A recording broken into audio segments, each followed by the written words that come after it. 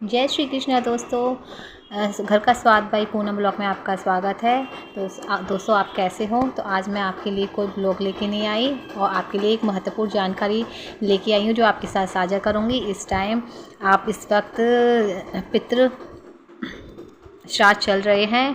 तो जब हम ये पितृ श्राद्ध चल रहे होते हैं तो इनमें कुछ महत्वपूर्ण जानकारी होना हमें अति आवश्यक होता है।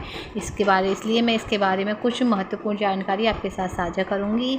तो फ्रेंड्स, अगर आपने मेरे चैनल को सब्सक्राइब नहीं किया होगा तो प्लीज़ मेरे चैनल को सब्सक्राइब कीजिए और नोटिफिकेशन को ऑन कर लीजिए, जिससे जो पहली वीडियो डालूँ आपके पास पहुँच जाए। तो फ्रेंड्स चलिए मैं आपको बताती हूँ कि जब पितृ दोष लगता है और उसकी पहचान क्या होती है, क्या क्या हमें फील होता है और उसके दोष क्या हैं, उसके लक्षण क्या हैं और उसका निवारण क्या है। तो चलिए, जब हमारे मृत परिजन ताकि हमारे जो पितृ होते हैं वो हमसे अगर नाराज़ हो जाएं तो वो हमारे किसी भी काम को बनने नहीं देते हैं और हमारे जीवन में कई प्रकार की परेशानियां और अड़चनें पैदा करते रहते हैं। इसलिए हमें उन्हें हमेशा खुश रखने की कोशिश करनी चाहिए। उनको खुश करने और उनकी आत्मा की शांति के लिए हमें पितृपक्ष में कुछ ऐसे उपाय करने चाहिए जिनसे उनकी जो मृत आत्मा है वो आराम से मृतलोक में रह सके। तो चलिए मैं कुछ लक्षण बताती हूँ।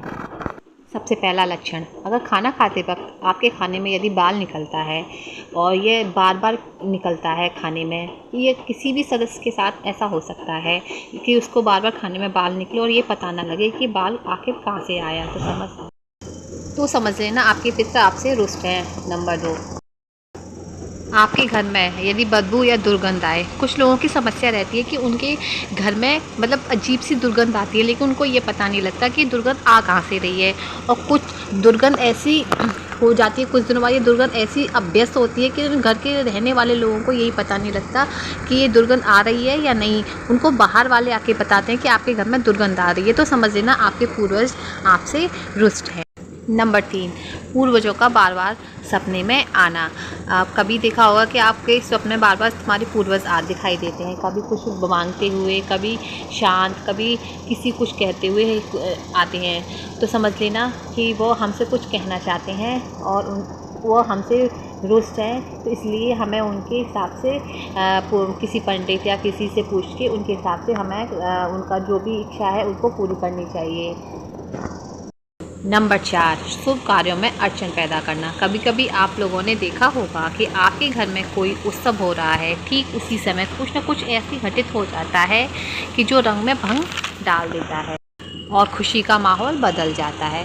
कहने का ये मतलब है कि कुछ शुभ अवसर पर अशुभ घटित होना पितरों की असंतुष्टि का प्रतीक होता है। नंबर 4, घर में से किसी सदस्य का कुंवारा रहना। नंबर 5, प्रॉपर्टी खरीदने में दिक्कतें आना, संतान न होना, ये सब हमारे पितृदोष के लक्षण हैं।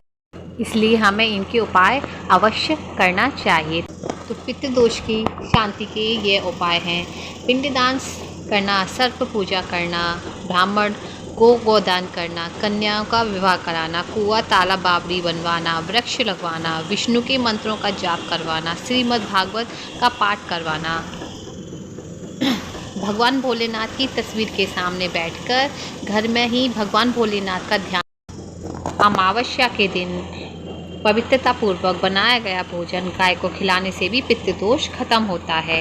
नंबर 4, अपने माता पिता बुजुर्गों का सम्मान और अपने घर की स्त्रियों का सम्मान करने से भी पितृदोष दूर रहता है। नंबर 5, पितृदोष जनित संतान कष्ट को दूर करने के लिए हरिवंश पुराण का श्रवण अवश्य। यदि दोस्तों आपको मेरी वीडियो अच्छी लगी हो तो प्लीज़ मेरे चैनल को लाइक एंड सब्सक्राइब कीजिए।